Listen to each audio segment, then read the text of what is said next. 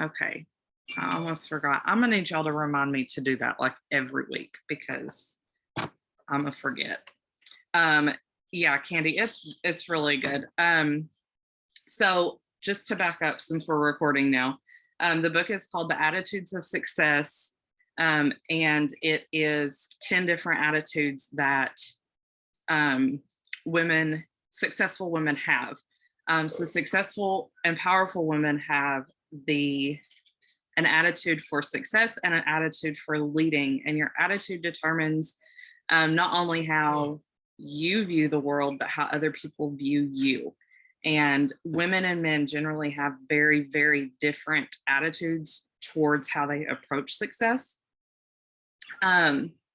So your attitude is the number one thing that affects your potential to succeed in any aspect of your life. So if you go into the world with a shitty attitude, then that's what you're going to get out of it. So to reach the top in our business and any type of company, anything that you do, you have to develop these certain characteristics of successful people, and these characteristics are different attitudes that you approach what you're doing. On the flip side, one thing that I really like that she touched on was that women often have a fear of success. I know not everybody does, but this is definitely something like anytime that we have done like interactive Zooms or talked about like our fears and stuff like that, that is always my number one. Like, what happens? There's all these what ifs that go into being successful, especially with our company. What happens if you're a 200K? What does your life look like? How is life going to be different? Yes, like you'll have this massive income shift, but what happens with your family life? What happens with your relationships? What happens, in your day to day? It's all going to be completely different. So there's that fear. I know that's, like I said, always my number one thing, that fear of the what if, like, how is everything going to be different? And even if it's better in certain ways, is it going to be better in like all aspects? So fear of success is a very common invisible barrier that is holding many women back. It prevents you from taking action, and action and perseverance are the most essential elements to achieving success over education and skill anytime. So I thought that was really cool. Morgan's here. I thought that was really cool that she included that like studies show across the board, action and perseverance are better than skill or education anytime. And I know we don't preach like fake it till you make it, but there is that like grace on fire, like action, it's better to take like ignorant action versus sitting back and waiting until you know everything every time. I've been in this company for 3 years and in this industry for 6 years. I still don't know everything. If I did, I would be a lot higher, a lot farther advanced in this company than I am. But taking that consistent action and persevering through whatever trials and whatever storms we have to weather, we're all like many of us on this tribe, like Morgan just got on, are going through so much right now. Like every day, people are popping in our chat, and I love that we have that community where we can come to each other and say like, hey, can you pray for me? And we can be open and vulnerable with each other. So, we generally have a good idea, not every time, but we have a good idea of when people are going through stuff, and a lot of us are going through stuff, but being able to persevere and have that mindset of like, I'm going through this, but I'm going to keep going. I'm not going to let it get me down. That is something that sets us apart from people that, come in and out of the business. So success, we're going to reframe. Success is an attitude. It is not a destination. So the first, like I said, it's going to be 10 different attitudes that we're going to go through. We're going to go through the first 2 today. like I said, I'm going to try to go very quickly on these. I took a lot of notes.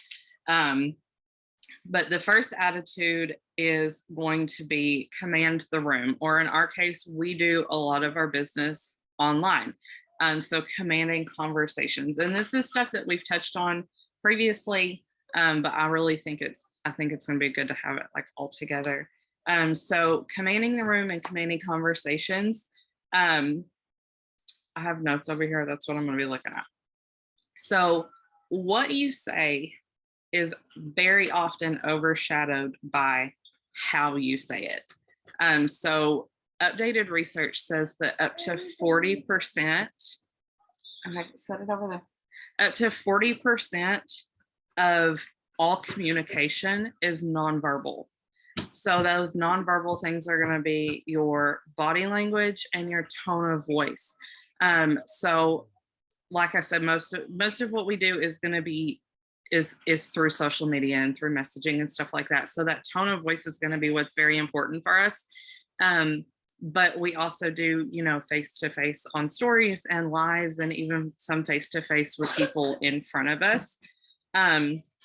So the body language, you'll see me, I'm talking with my hands constantly. So women very often, in like, this is all like studies show and research and all of that, women very often portray much more body language, noticeable body language than men. And it's either a positive thing or a negative thing. On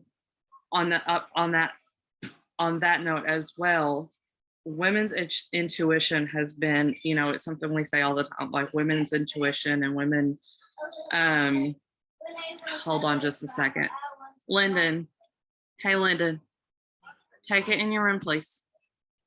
Take the iPad in your room. Hold, please. Take the iPad in your room. Okay, sorry, y'all. When women's intuition has been proven to be real because it's been proven that women pick up on those nonverbal cues much more than men do. So our work is largely with women. We're women. We generally work with other women. Our team is mostly women, and that's who we're bringing in. And we have to really focus on these nonverbal cues because women are going to be able to pick up on our true desires when we are speaking with them. So what that looks like if we go into a conversation and we're voice messaging, and like, that's a big reason why we say, voice messaging is always going to be better than a text message, because, or like just a written out message, because people are going to be able to hear the inflection. What is the word? The influx in how you're speaking, and whether or not you're confident is going to be able to come across in that message. So if you go into a message, there's a big difference in saying things confidently versus, wavering. A big thing it says is to not post statements as a question. We always want to end, I don't know what they're doing. We always want to end our messages in a question, so that it gives them a reason to respond back to us, but you don't want to ever pose a statement as a question, and then avoid talking too quickly, which I'm terrible at. So there's a big difference if you're voice messaging somebody and you get to the point of them like, okay, well, yeah, I want to do this. How much is it? Or I'm interested in, starting your 3 steps. How much is it? If you get on your voice message and you're like, I'm gonna look at this because I have actual numbers. Well, the 3 steps are $160 for a month's supply, but I can give you some credits to make it more affordable. Is that okay? Versus saying, well, our 60-day challenge pack is regularly $516, but with my challenge discount, it'll only be $320 for you today. Would you rather give me your card info here or over the phone? So you're still ending with a question, but you're not posing a statement as a question. So they're going to have a reason to respond to you because you're asking, how are you going to pay? You're assuming the sale, number one. You're speaking confidently. Yes, we have those credits, which are great to help out, but we're not automatically jumping into, well, this is like saying like, I can give you credits to make it more affordable. Like that's putting off like, it's expensive. And that's some like, what is your belief in our products and the value in our products? So just paying attention to the tone of voice.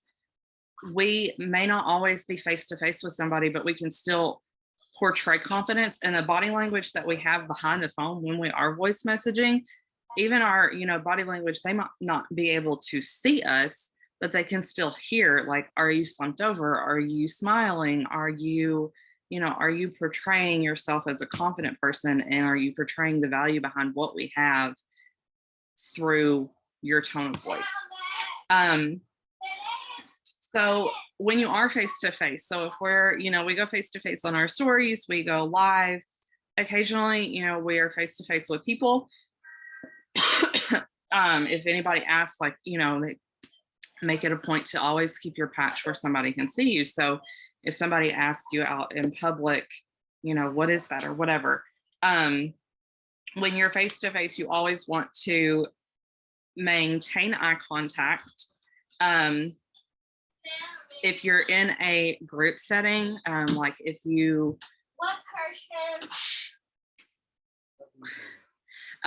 in public in a group setting, putting ourselves in different settings where we can go meet people and go meet new people and expose ourselves to people that may not know about Thrive or may not really know anything about network marketing, whatever. Whenever you're in that type of setting, you always want to position yourself to be seen. So you want to be somewhere where the vast majority of the people in the room are able to see you. And then you want to actively contribute to conversations that you are knowledgeable about or that you have something important to input on. The biggest part of that, if you are in a face-to-face group setting type deal, is listen, active listening. You want to listen for people's pain points that you can then go and discuss with them one-on-one later. So we all know, we all know pain points that, a lot of us touch on, like our past financial history and, maybe some of us work full-time, or, we like thinking about MJ, her pancake story. She has her pain point like narrowed down. So if you are in this type of group setting where you're meeting these people and, maybe you get to the point where you're closer and you're talking about different things, always listen for those pain points. Maybe somebody might be talking about how they're always tired because, they have a baby or they have a hard time waking up and taking their kids to school or whatever. You want to really actively listen so you can hone in on those. And then outside of that group setting, go to them one-on-one to discuss that and kind of guide the conversation towards, well, this is what you're feeling and this is how I can help. A lot of us are on our phones all the time. So if you are in a setting like that, if you're on your phone already, open up your notes app and just take a note of like what they were saying. Like, I know me, I have a terrible memory. If I'm talking in a group of people, I'm not going to remember, 4, 5, 6 hours later when I go to reach out to this person or even the next day. So just make a quick note in your phone. As far as body language and tone and how we present ourselves, make a note of how, like, we all have leaders that we look up to. Like, we all have leaders that we connect with. We all have leaders that we connect with. Like, for me, it's Katie. From day one, I've always just felt this like just silent connection with Katie. I connected with her story, where she was at in life. We're the same age, all of that. So find a leader that you admire and that you feel very connected to, and study how they use their body language and what their tone of voice is when they're talking about Close your door.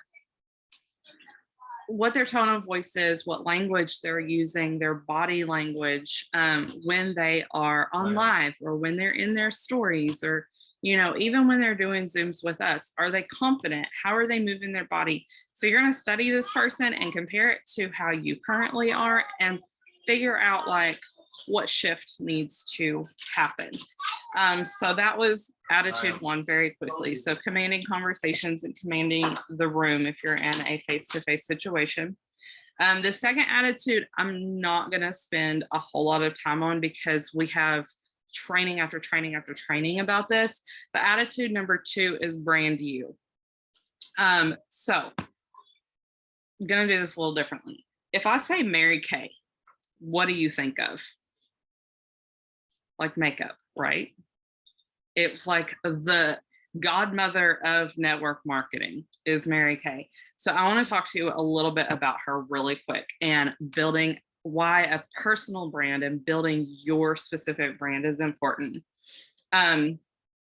So Mary Kay was founded in 1963, so 59 years ago, 1963, with $5,000 and 9 women. They had a sales force of 9 women. So, okay, think about Chris's team right now. Hold on, let me have, because she sent me her stats the other day. I'm gonna pull those up real quick.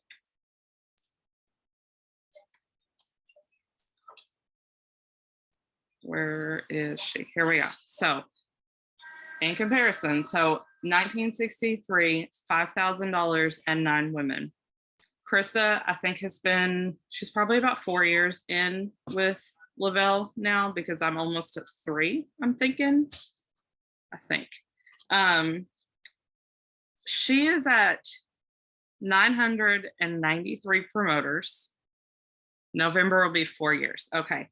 900, and this is as of a few days ago, so this may have changed. 993 promoters, $1,181,667 in sales. Okay, so in 1963, Mary Kay started with $5,000 and 9 women. 36 years later, in 1999, she was named the most outstanding woman in business. Hold on, look. I'm really bad at like chats and stuff like that. Yeah, Krista is goals. Let me tell you, Krista is goals. So currently, as of when this book was written, I think like 2 years ago, 59 years later is now. So we'll take these numbers as now. Mary Kay's business value, their company value is $2.6 billion, and they have 3.5 million consultants. So how did she do that? Hey, can you not? How did she do that? By taking herself and making herself a brand. So what is your brand? Like I said, we have training after training after training on this. There's a really good one that M did where we have all of the images. I'll find that training and pop it in our chat after this. Hey, shh. All my kids are waking up. So a couple things I'll touch on very quickly about branding is what is your personal brand? You are not Thrive. Thrive is something that you do. Thrive is something like that is a subset of who you are. Will you answer them? They're getting cereal. You are not Thrive. If you go to your Facebook and it is Thrive, capsules, patch, shake, business, capsules, thirst, and it is just Thrive. What do people know about you? Who are you? So creating a brand of you, people don't buy a product, they buy you. So how are you different from, you know, somebody's cousin's brother, sister-in-law that also sells Thrive? They can go to them but what are they going to get from you that's different than what they would get from them? A strong personal brand is going to be authentic to you. Hey, can you hurry up? That is way too much in that bowl. Y'all, this bowl of cereal is literally overflowing. What? Okay, ask your sister to help you. A strong personal brand is authentic to you. You cannot be Krissa. You cannot be Kiana. You cannot be Candy. You cannot be me. You can't be Tisa. Peggy. Peggy's hopping in. Your personal brand has to be your personal brand. It is going to be authentic to you. It's going to be different. It's going to be different from, like I said, me, different from Krissa, different from Brittany, different from Lynn's, different from M. You can look up to these people for inspiration, but you cannot be them. So you're going to showcase your true self. So figuring out who you are, what you stand for. I also have some pictures of something from a different book that I have. I'll drop those in our chat as well. That helps me go through and kind of figure out like who I am and what I want for out of life and what I stand for. So that's something that you have to figure out. Your personal brand is going to be different. You're going to showcase your whole self, not just the glamorous parts, not just the Lightroom edited parts, not just the, I got paid today and everything is perfect. And, my kids are always dressed the same. And that's not real life. My kids are a hot mess all the time. Like Krissa, she shows her kids in their hot mess state all of the time. What? Okay, get a paper towel. Here. This is my life. Like, this is how I run my business. My kids are always with me. We homeschool, so they're always here. So I'm not going to show myself sitting at a desk working my business because that's not me. That's not who I am. That's not how my life works. So we're not going to just show like the perfect side of us. We're going to show our whole self, our whole, not necessarily our whole life, because we have to have that separation there, but we're going to show the messy parts. We're going to show the not so pretty parts of us. Those pain points that we talked about on our Zoom last week, like we're going to touch on those pain points and where we were and where we would like to be. And then the last part is being visible. You can have the best personal brand in the entire world. You can carry it. You can carry it. You okay? Okay, can you set that down and then come help him? You can have the best personal brand. You can have the best products in the world. You can have the best company in the world. Like our comp plan is bomb, y'all. Our team is bomb. Like the vibe that we have is unlike any other. But if you're not visible and you're not showing that off, which I'm 100% guilty of, if you are not visible to others, it doesn't matter. If nobody sees who you are, if nobody sees what you have, if nobody sees what you stand for, they're not going to be able to connect with you because you're not putting it out there. So making your brand visible, honing in on your personal brand, I think is the most important aspect out of all of this. So just to end, yeah, honey. Let me show you in my room. Okay, I'll deal with her when I'm done. Okay, go eat your cereal. Oh, Heather's back. They're not allowed to have food in their room, and Naomi just snuck some in there. So making yourself visible. So attitude 1 is commanding the room, commanding conversations. Attitude number 2, I think, is personally the most important, which we talk about all the time, is your brand. What are your 5s? I personally don't have 5s. Like I said, like I'm a mom, I homeschool. I'm running out of time. I'm hurrying up soon. Okay. So what are your fives or, oh, shoot. Did I just hang it up? Did I just hang it up? What just happened? Okay. Am I here? Are we here? Can you guys hear me? Okay. I don't know what just happened. It asked if I was running out of time. Oh, I think it wanted me to upgrade. I don't know. It just opened like 4 different other screens. So branding yourself. Mary Kay said, do not desire to fit in, desire to lead. And I think that is like the best advice anyone in our company or anyone in our, what is the word? I just lost the word, y'all. Squirrel, it's gone.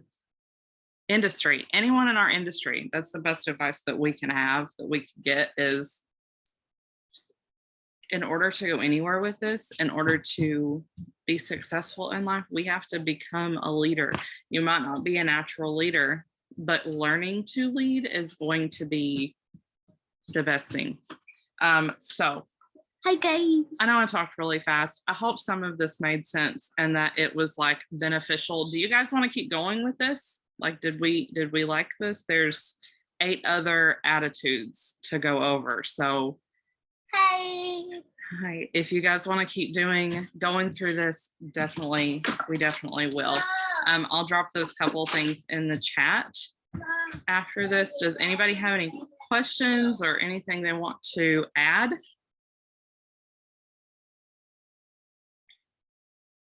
Go ahead and unmute if so. If not, we're gonna hang it up. We got like a few minutes left. Can you tell me the name of the book again? Yeah, the name of the book is The Attitudes of Success.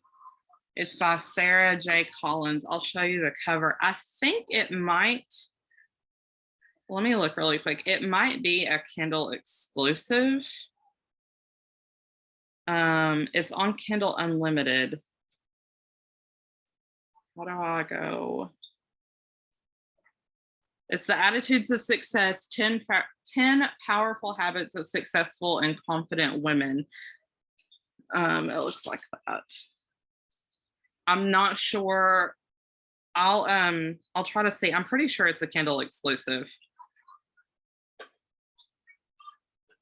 But if you have Kindle or download it, I can, I'm pretty sure there's a way to like loan it to somebody. So yeah, well, yeah, okay, we will go on. Next week is going to be, let me see. Next week will be attitude 3 and 4, getting out of comfort zones and identifying with a successful image. So we'll go over those. So yeah, I'll see you guys next Wednesday. Everybody have a great day. It is the 1st of the month. So 1st of the month stuff real quick. We went over a lot of that last night. I love this 90-day run that we're pushing out. So if you have not gone through that packet that Krista put out last night, I started through it last night, and like the notes that I have are insane and everything filling out. Like it just lit a fire back under me.